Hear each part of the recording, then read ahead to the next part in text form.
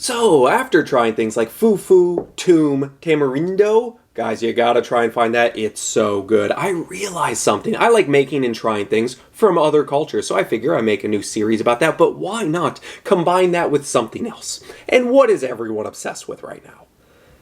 No, not sneezing panda. That was like forever ago. Really funny though. No, I am talking about protein. So this new series will be Protein from Around the World, and I'm not really sold on that title. In fact, I don't even really like it that much, so put whatever you think it should be called in the comments, and I'll pick one. For this first one, we are going to do something that anybody who's been to IKEA has probably either had or at least seen: Swedish meatballs. So after looking it up, I found this recipe, which out of 263 ratings, it has 5 stars. That seems real hard to do, so we gotta try it. First up, we are going to need an onion.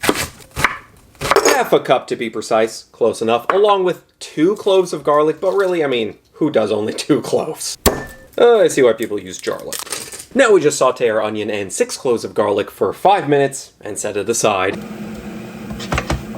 While that's doing its thing, we're going to get a large bowl and add to it half a cup of panko breadcrumbs, a fourth of a cup Parmesan cheese, a single whisked egg, a third of a cup of milk, 1 teaspoon of salt, the now cooled down onions and garlic. Might have charred the garlic a little bit, but that's fine. 1/4 a teaspoon of allspice and nutmeg, and I'm definitely measuring this because it's very easy to go overboard. And then yeah, your all is going to be spiced, or your meg is going to be nutted? Oh no, that's bad. Your nut will be megged. Now for the meats, we need 3/4 a pound of ground beef, 80% lean, and then half a pound of ground pork. Does anyone else feel weird though, like smashing meats together? You know, the phrasing today.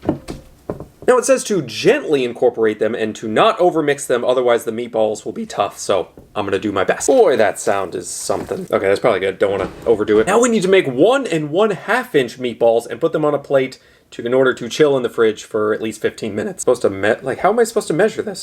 Just realized I was supposed to add pepper.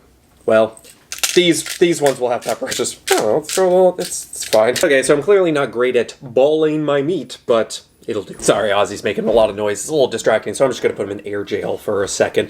In a large measuring cup, we need to add beef broth, 2 cups. 1 chicken bouillon cube. I bought this little thing because I usually don't use this. I use the better than bouillon stuff. Okay, I can't open this with one hand. You're going for 2 teaspoons of Worcestershire,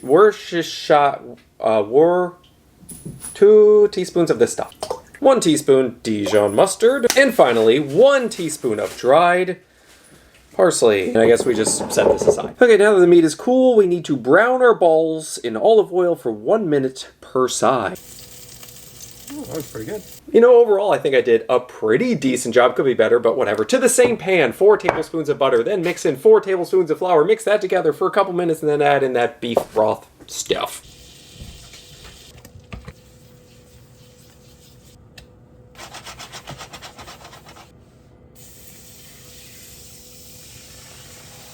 Okay, this next part's a little confusing. I need to take half a cup of sour cream, put it into a bowl, and then take 1/4 a cup of that stuff, put it in here, mix it together, and then put it back into the pan with the meatballs, and then cook those for like 10-15 minutes. Don't really get this step, but it's in the recipe, so I'm sure there's a reason for it.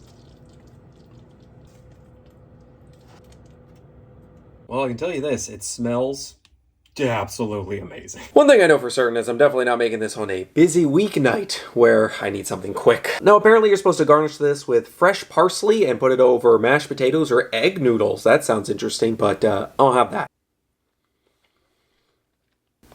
Yeah, so I can definitely see why it has 5 stars. The flavor, you get the nutmeg and the allspice, but it's not overpowering. And that sour cream, I definitely get why that's in here. It's so good. Now, if I was going to nitpick, I would say it's a little on the salty side, but maybe that's why you added over mashed potatoes or egg noodles to balance that out. Either way, might have to wait for April and Oakley to wake up from Oakley's nap to try this. Yeah,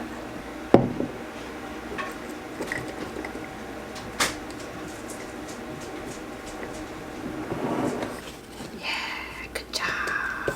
Yeah, it's supposed to be over like mashed potatoes or egg noodles or something, but I don't have that, so try this.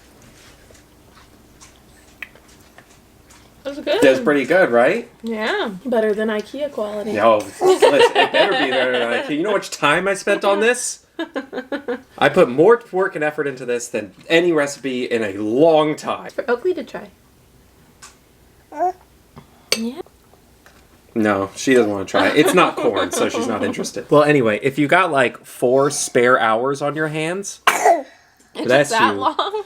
It took the entire nap, which I guess was only like 2 or 3 hours. But yeah, if you got a lot of time, definitely recommend it. 10 out of 10.